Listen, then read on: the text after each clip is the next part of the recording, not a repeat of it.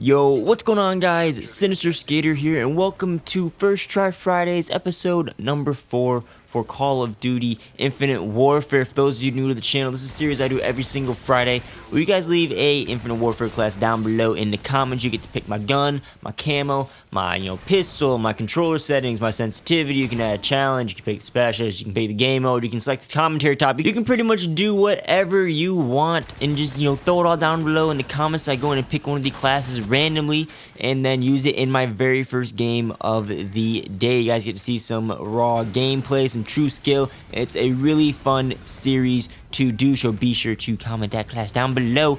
But before we get into the class, quick COD news for this week. The weekly playlist this week introduces All or Nothing to Infinite Warfare. Now, All or Nothing was a Modern Warfare 3 party game mode where you start off with a pistol, a throwing knife, and a knife, and you don't have any ammo in your pistol. You have to get a knife kill, and then when you kill someone, they drop some ammo, and it's kind of like you have to scavenge around and pick up ammo off people, and then you can kill them. You gotta get a knife kill and do it over and over again. It's like a scavenger type game mode.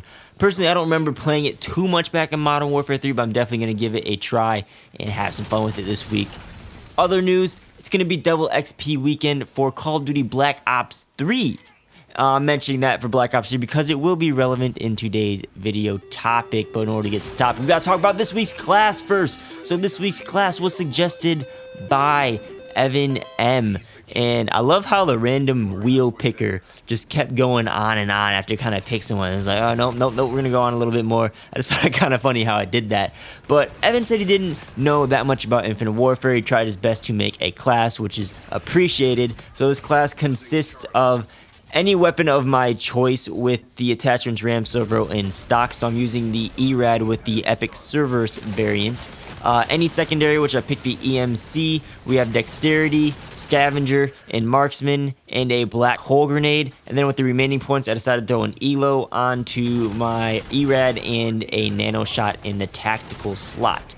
So overall, we went 45 and 17, playing some ground war domination on Skydock. I got a lot of kills, but the gameplay kind of felt average to me, and I'm not going to say much more because I want to have time to talk about today's topic. But man, the Cerberus shotgun is so good.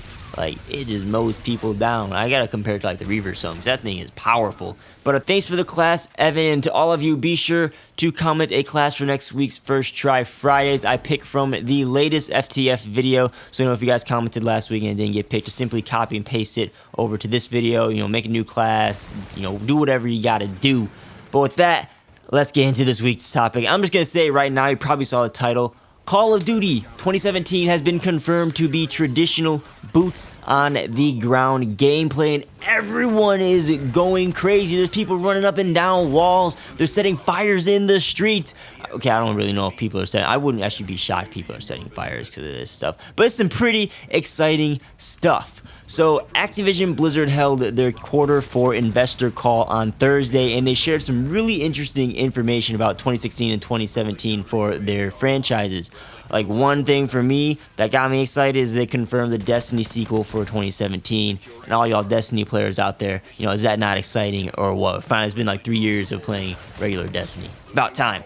But they shared some cool information about Infinite Warfare, Black Ops 3, in-game DLC across their games, and of course, Call of Duty 2017. Now, COD 2017 has been confirmed to be developed by Sledgehammer. They're continuing their 3-year cycle. Actually, rather, it's going to be the first completion of the 3-year dev cycle. And, I got more to say about COD 2017, but we have some more interesting news from this call, so we're going to cover that first and touch back on it later on in the video. But get this.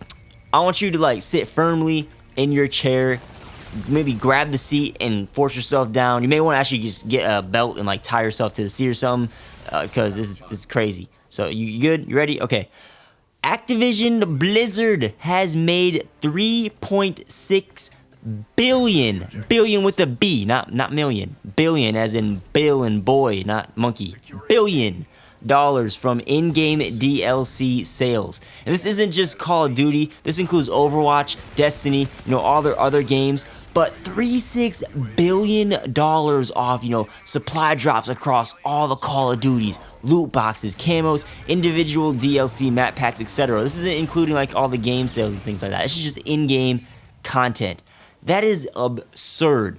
And it just, further solidifies that micro DLC and supply drops specifically in Call of Duty are here to stay. I mean, they even specifically said that they're looking into the future and they're in, like, quote, the early days of in-game content, and there's more to come and more to improve on. So we can definitely see a lot more of this stuff coming on. I mean, $3.6 billion. That's crazy. They even said that in-game content sales for the games doubled from 2015 to 2016. So, Activision is about to, rake in this cash. I mean, in-game DLC makes money. I mean, you look at all forms of games, it's not going away anytime soon. Devs just have to find that sweet spot that everyone will be happy with, both consumer and developer. And I thought they had this sweet spot with the very beginning of the Infinite Warfare supply drop salvage system.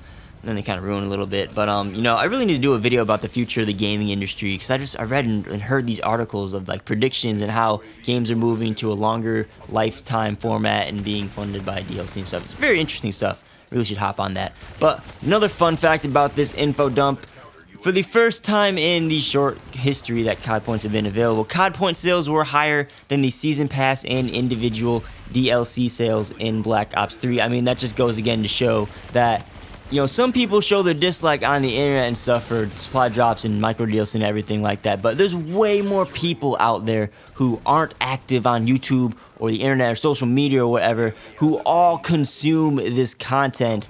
Or there's, like, filthy rich people and YouTubers that do a bunch of, like, supply drop opening and stuff, but a lot more people are okay in consuming this content than the rather small population that is being vocal in, showing the extreme dislike. Now, while talking about Black Ops 3, Activision praised the game. They said digital content for Black Ops 3 was amazing. I mean, Black Ops 3 was a hit. It sold fantastically. In-game sales were fantastic. They said they had like the most populated player base. It set a lot of records, and they were really proud of it. And they should be, because it's a good game. I don't know why people ever hated on the game. It's like in my top 3 Call of Duties of all time right now. But you may have noticed that Black Ops 3 is still being supported. They had the recent Valentine's Day camo special this weekend. New guns have been introduced, I think, each month so far. And the reason is because it was popular and profitable. And Activision has gone ahead and confirmed that they're going to be continuing the support for Black Ops 3 during 2017. Activision said that they're going to be having 3 active COD communities this year. Those include Infinite Warfare, Modern Warfare Remastered, and Black Ops 3. This is most likely to make up for Infinite Warfare's poor performance, because believe it or not, they stated that Infinite Warfare sales underperformed their expectations. It wasn't the success they planned, and they believe that's because it's been attached to the space setting. And, it's some interesting stuff going on. You had, like, last year, the best-selling game, Black Ops 3, and possibly the worst-selling game, Infinite Warfare, this year. Not to say the game's bad or anything, there's a lot of factors going into it, but it's really interesting. And that brings me to the final point. I want to, last little spiel about COD 2017. I just want to go ahead and put some things on record here so I can look back and see, my predictions are right, or, just look back and look at this video in a couple years or in a year from now. And I have a few questions, Will COD 2017 be good? They're hyping it up with the boots on the ground and stuff, but maybe Sledgehammer were planning to make Advanced Warfare 2 or another future-setting game. They saw the backlash, maybe they're rushing a boots on the ground game like people have speculated they've done with Infinite Warfare, Modern Warfare Remastered, things like that. Another question, supply drops are going to be here to stay. Microtransactions are going to be the future of gaming, and longer game life cycles. But will people still be complaining about supply drops and saying COD sucks because of supply drops? Because y'all just need to drop it. I mean, there are some cases where supply drops are bad, like that crappy camo update that was pathetic. But overall, people just complain about supply drops for no reason. So I'm wondering, if this is going to continue, people are going to drop it. And then, a few years from now, I'm wondering if, will COD get boring again being boots on the ground traditional? Because we're going to get a few in a row now with the boots on the ground stuff, with the criticism on the future setting. There's only so much innovation you could do with traditional, shooters and things. I mean, you could be really creative and make a great game each year, but we saw with the Black Ops time period, people complained about it being too repetitive, so then they brought future movement, and then, most devs went with the future movement thing and were deep in development before the major backlashes came out, and then, they had to be stuck with the future games, and it brings us to where we are now. So I'm wondering, will this be the case, and we're going to see the cycle of complaining and settings switching over and over again? Personally, I kind of think we will be seeing it because of this community, the Call of Duty community has shaped up. But right now, each of the 3 devs have experienced feedback and criticism and stuff, and I feel like they're going to be prepared for, changing up game settings and criticism in the future. But, a lot of interesting stuff going on here. That's all I have to say. Let me know, are you guys excited for Call of Duty 2017 being boots on the ground, confirmed again? I am. I'm just a Call of Duty fan. I enjoy Infinite Warfare and everything like that. But Boots on the Ground is going to be a nice return, nice fresh game. So, yeah, let me know. Don't forget to leave a class for next week's First Try Fridays, as always. That's really important. But, as always, guys, thanks for watching. I'm Sinister Skater. Be sure to subscribe for future gaming and Call of Duty content if you guys aren't already. Like the video if you liked it. Dislike it if you disliked it. And I will catch you guys on the next video. Peace out.